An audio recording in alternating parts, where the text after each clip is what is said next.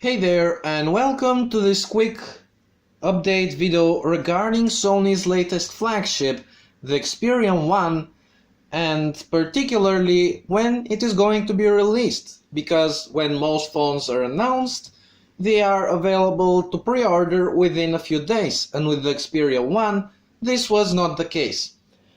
Now, we know the approximate date from 3 sources, and I'm going to mention each of them in this video.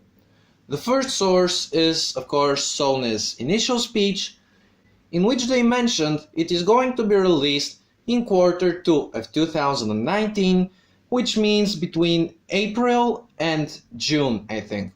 The second source is from a website that sells Sony phones officially, and they said it is going to be released in the end of March.